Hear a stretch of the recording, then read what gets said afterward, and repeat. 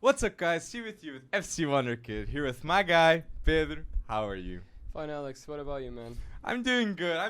And Man United fans, man, I gotta say, you guys went bold. And if you clicked in this video, you know we're gonna be talking about Man United and all that's happening, transfers, and obviously the match that I was shook with the result. 4-0, but it's pre-season, okay? But just before you see this video, do not forget to like this video and subscribe to FC Wonderkid on YouTube so we know you want more videos just like this. So, Pedro, what were your thoughts on this game? Okay, so first of all, I don't think the score reflects what happened in the pitch, okay? I think it's too soon for Man United fans to get excited. First match. Yeah, first match of the preseason.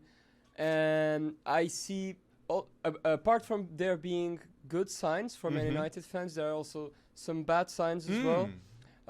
Not bad signs, but things that they need to improve, okay? Was still the first match under Ten Hag. Still a month ahead before the season starts. Okay. Defensively, I think the team still needs to improve. We saw Liverpool with quite a few chances, okay? Mainly at the beginning before United scored the goals. Liverpool had a few chances to score. And Darwin had a couple of misses there. Yeah, and some plays through the wing as well. But overall, I see United improving. I see United pressing more as a team, as a block, okay? Before that, the pressure United made with Rangnick didn't seem connected at all. At the start, kind of. But Ronaldo was there too. I mean, yeah, and Ronaldo makes a big difference because if his mind is on the game, he can be a good addition to this side of Man United. But if he's not focused on Man United, it might be a problem. Okay? He's always focused in the team that he's with, though. We believe in him big time. But let's talk first about another Portuguese man in that game, Bruno Fernandes. Yeah, Bruno Fernandes, what? Number 8 has been given to him. So what are your expectations on him? I mean, it was quite enjoyable to watch Bruno as the catalyst of the team. I think it's the role that suits him very well. Yes. Even though he was given the number 8 shirt, but I think his most favorable role for him is more at the 10 position, okay? So behind the strikers. I think he can make a hybrid role during the game throughout. Sometimes he will be needed to play more as an 8 kind of player. Yes. And another times he will be asked to push forward, okay? So will Bruno play with Eriksen, you reckon? I see that really hard. I see it really hard to make that happen. Okay. So Bruno Fernandes starts ahead of Eriksen. Yeah, for sure. Even because Eriksen had the heart problem, so. But he's got composure, though. Yeah, but I think he will be Bruno's backup. Okay. At the moment, man, I cannot see Eriksen starting for this Man United squad. We still need to see a lot more about Eriksen. We're not sure. He just played like half a season after his heart problem. True. Good indications. Great signs, man, at Brentford. Yeah, that's true. That's why United got him.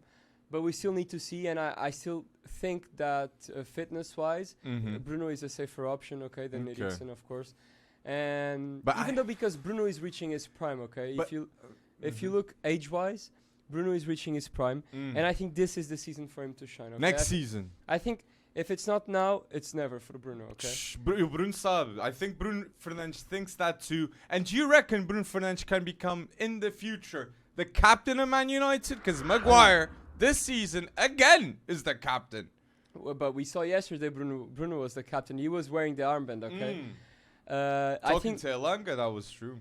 I think Bruno has more captain quality than Maguire. He's more the type of captain I enjoy to watch than Maguire is. Okay, he communicates a lot. He's boss here on the pitch. Sometimes a little annoying, but I think that's how a captain should be. Okay, he gets along with almost everyone in the squad, which is really important as well to have that trust. You know, because a captain needs to be that guy that when he needs to tell you something to get that you focus your attention onto him, but he can play with you as well. So don't you reckon like Maguire is that guy too? Like behind the scenes, because it is true, Maguire gets a lot of hate. And if Maguire is appointed the captain with Erik ten Hag, he's seen him play. And he keeps on trusting him. But do you reckon like he'll change it mid-season? Do you think he'll change the captain role mid-season? Or like at the beginning now? He'll say, no, Maguire shouldn't be the captain. I think the preseason will determine who's the captain, okay? He said it, Maguire. I think the preseason can show him the other way around. I mean, there's still 1 month to go, okay? And if he sees that another player is more suitable for captain, I see no problem in changing. But he's appointed. Okay, and even though, because I don't think Maguire should start for United. Maguire not starting, that'd be 85 million down the drain, so. I mean, haven't it been already? Well, don't you reckon like that was already 90 million down the drain for Maguire? From what I saw in the match against Liverpool, there is signs that I do think Maguire isn't the best ball passing defender, but he isn't the worst too, I think. And Maguire with Varane, with Ten Hag, I think he'll give it a chance. But I do reckon he'll definitely sign another centre back too. And on Bruno Fernandes, number 8, I just wanted to say too, Eriksen, in my opinion, just going to say it out there, making decisions on the team level, as a team, I think Eriksen makes better decision making than Bruno. But having effectiveness of goals and assists, I think Bruno Fernandes is much better. You know why you think But that? the style of play of Eriksen is beautiful. It's really good at Brentford, even at Inter. He was clutch. Yeah, but I'll tell you why you think that. Eriksen is the kind of player that he almost makes no mistakes. Okay? Yeah, very true. Bruno does a lot of mistakes, but he says that himself. Okay, Bruno does a lot of mistakes because, okay, he needs to improve it. No, he thinks. Oh, no. That's the point. I don't think he needs to improve it because he thinks, okay, I'm on the final third. I need to be creative. I'm gonna do a risky pass. And okay, then maybe suffer a goal. Maybe 7 out of 10 times I won't make it, but the 3 times I'll make it, it's halfway through the goal. And the other 3, he suffers a goal. Counter-attack. It's in the final third, man. That's why I need a team tactics to prevent that from happening. I do. Well, I partially agree with you because if they had the 6, they'd suffer a lot less goals than what I'm saying, the counter-attacks. But they still happen, and Bruno does offer a lot of risk with his decision-making. That Eriksen, you said it, doesn't. He makes little to no mistakes. And I think that's why Erik Ten Hag will want to have that option, because in certain games, it's better to have a Bruno. Like against Everton, we all know Bruno Fernandes goes bold against that team. But against the Chelsea, against the City, maybe Eriksen would be better. Maybe. No? I don't think so, because Bruno is always the voice in the midfield. Okay. And you always need a voice in the midfield. Even if he's not the captain, he's on the captain lot. Okay. And that makes a difference when you have a voice in the midfield. Eriksen is more of a shy guy compared to Bruno. Okay. So I think that the mentality counts as well towards the even in those matches even more. You know, it's even more important to have that mental edge. And I think Bruno helps the team have that mental edge. Imagine Bruno off the bench, 60th minute, boom, he can get a goal, complete game changing. That can be the case too. I just think having the 2 options to offer, that would be very good for United. And I asked you if they could play together. I do think in certain circumstances that will happen on the pitch, like substituting a Fred for Bruno, because Fred too, in my opinion, will be a player that will shine with Erik Ten Hag. And we all saw that chip. You need some confidence to do that chip to fellow countryman Alisson Becker, okay? I don't think that will happen a lot in the Premier League though, but fair enough on Fred. That was a beautiful goal. Okay? Yeah, not that easy to chip Alisson. Right? exactly. With his weak foot. And it showed elegance and class. And another player I want to say on that game that I was saying, this is a very nice game from him. It's Sancho. Sancho always involved. He's got the jets. And I'll be honest, Erik Ten Hag seems like he's got intention locked with Sancho, and he knows what he needs from that player. And that is one of the players, Jadon Sancho, I feel will improve the most with Erik Ten Hag. And if Anthony was a baller with Ajax, with Erik Ten Hag, I cannot imagine what's going to happen now before a World Cup with Sancho. Sancho 007, no more.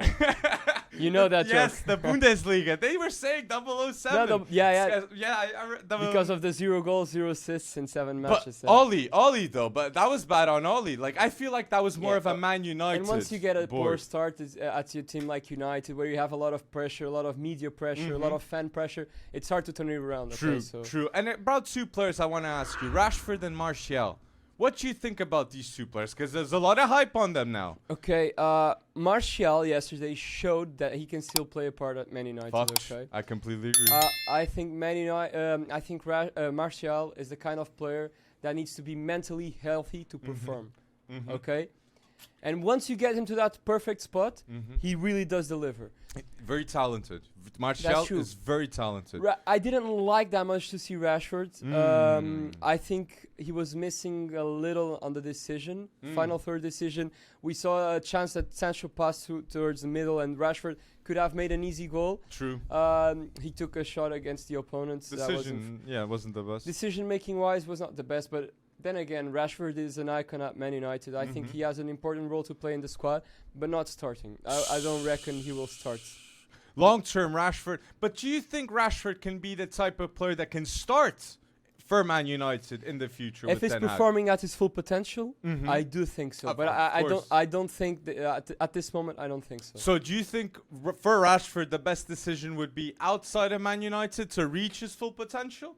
I don't think so. I think he's an icon at Manchester, not only the club but the city as well. Okay. For what he has done outside of the pitch, and I think he gets a lot of recognition for that. So I think for Rashford to achieve his full potential, I think he still needs to prove himself at Man United, and I think he needs to prove himself to Erik ten Hag. I think he can do it. I really think he can do it. At the moment, can he get 10 Premier League goals in the future? You'd say. Yeah, for sure. Definitely. No 20. Yeah, no problem. 20. Okay, can he reach maybe Son and Salah status, Marcus Rashford? That's the real question. With Elanga, with Garnacho, with Amad Diallo, with Pelestri. Can they become world class? Rashford still has 2 years to reach peak level, okay, I would say. He's 25. Sancho can reach that. He's 25. So I mean, if by 27, you're telling me, by 27, can you reach Son's level? I say maybe. Okay. Maybe he can, yeah. Why not? Okay. I have a doubt, man. If maybe a move would be best for him. Because the thing is, Rashford is a really experienced player despite his age, because he came on at 17. Yeah. He's been playing for United for 7 years. Mourinho was a coach. When you have been playing for United for 7 years, come on, you have to be experienced. I think it was Van Gaal, but Mourinho was with him. Yeah, so it's. But come on, playing 7 years in the Prem, you're an experienced player. Full stop. There's no question to it. So by the age of 25, he already has the experience that some other players only get at 29 or 30. So from now on, he can only improve, I think. It's a good starting point for him to think about his life. Okay, I'm 25. I can still make an impact at Man United. Yes. Okay, this is my club, my city, my heart. I will do it. That's what Man United fans would want to see for Marcus Rashford. And hopefully that's the case. Because if he does that, more noticeable on the pitch for sure with that mentality. Look, I'll be honest. I believe in it too. But let's wait and see. I'll keep tabs too with that. And about Martial, I do believe I agree with you. He should be the super sub at least. At least. Not just for the price tag, but for the expectations he has had with Man United. And I think a coach like Erik ten Hag that has fundamentals and great tactics, okay, that we saw with the pressing as a team, good starts, okay, Martial will be a player that very good on him with those tactics. And just let me say this. I think Bruno and Martial have a really good connection. Because of the vlog. Because of the vlog. No. Not just because of that. You'll see. I don't recall. I think it was against Man City. One goal that Martial scored. That Bruno... It was a free kick. And Bruno wasted no time. He chipped the ball to Martial and then he just scored a volley. Okay. And I think that connection, just one look from Martial to Bruno was enough to Bruno to know, okay, he's going to make that run. I'm not kidding.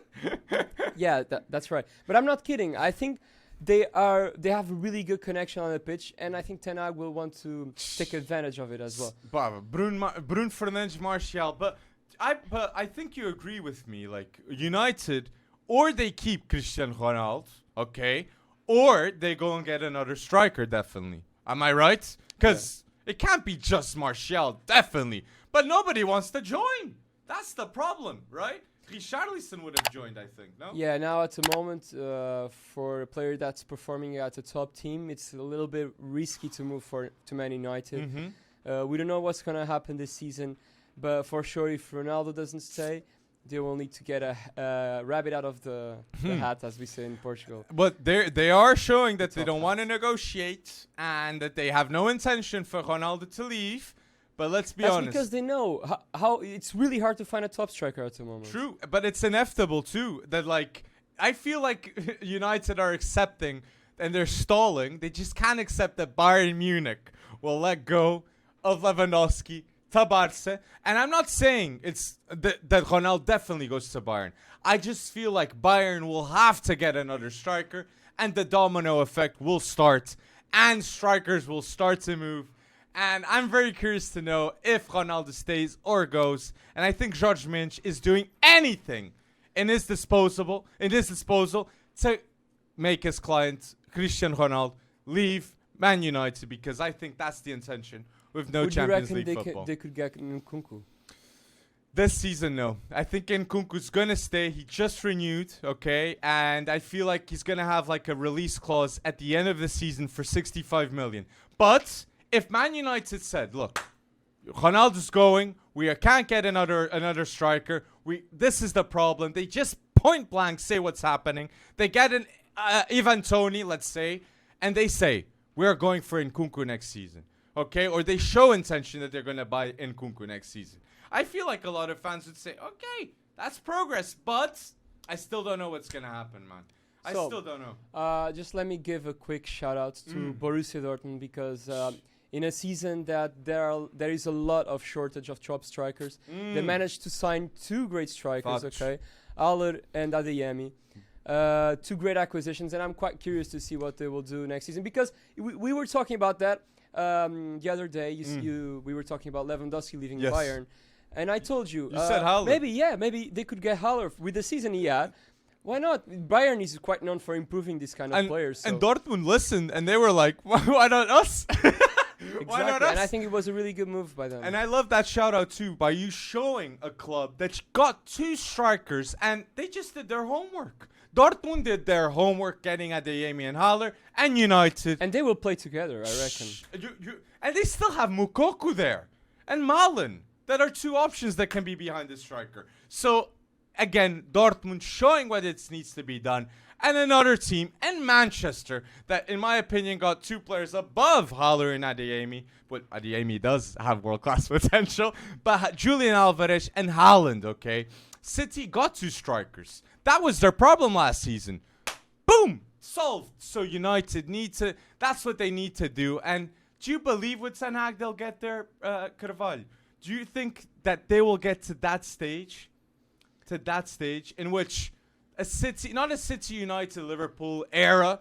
That's reaching right now. But you think they'll get to a Tottenham science like this season with Conte?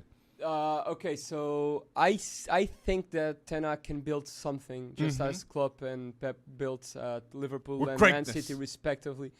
Yeah, I do think so, but I think it will take time. Okay, who will stay for that team? If Ten Hag, come on, let me say this: if Ten Hag did it for Ajax, he took Ajax to a Champions League semi-final, and he was almost reaching the finals. Okay, but he had Overmars there making decisions.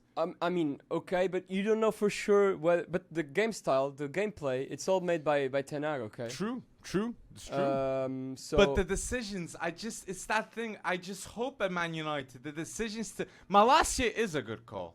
It is a good call. You could see, in the game against Liverpool. And at the left, he showed great signs. But it's Frankie. Frankie doesn't want to join. Okay, we'll do a game, both of us. Okay, I'm gonna say 5 players at United for the rebuild that I think that will stay long term. Yes. For the rebuild with Ten Hag, okay? And you'll say your 5. For like the legacy, I don't know 5. I'll be honest. I don't know 5 that will stay. You have to find at least 3 key players that you believe within that era that you mentioned with City and Liverpool. 3 players that right now you feel will be of that era. Okay, so number 1, I would say Bruno Fernandes.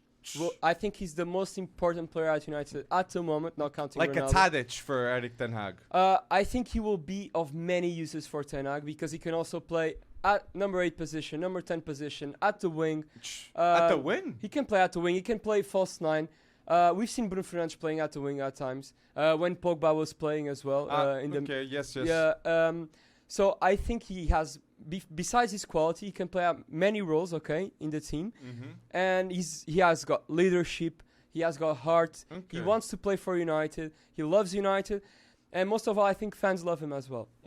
And I think that Ronaldo, when that goes both ways, man. Listen, when Ronaldo leaves, you'll see Bruno booming. Okay, because Bruno's that kind of player that he needs to be key. He needs to be the key player at the team. We've seen it at Sporting, and we've seen it at his first season at United. He needs to take the set pieces, all of them. He needs to take the penalties. But we still haven't seen Bruno being the man and winning a title.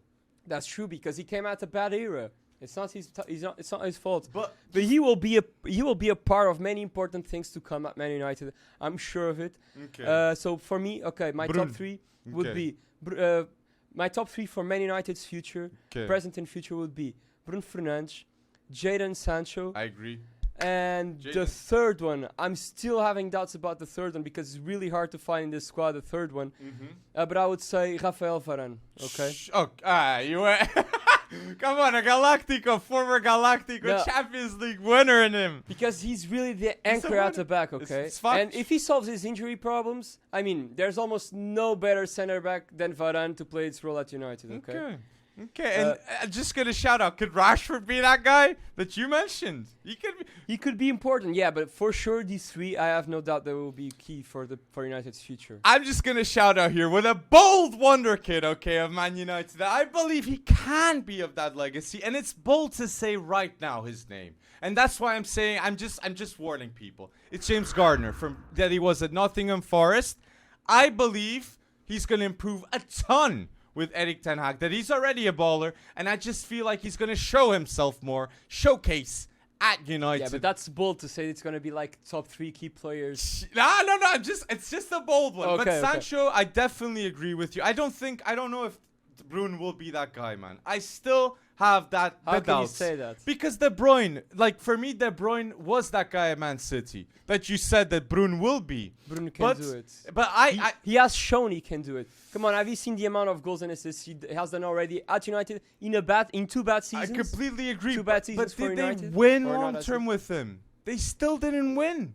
And that's why I still have my doubts. But people, put down below what do you believe. Do you believe in Bruno more? Do you believe less in Bruno? What are your thoughts about Bruno Fernandes and whoever Man United is going to get in this transfer window? Put down below your thoughts about the Man United rebuild. And do not forget to like this video. Hey, what?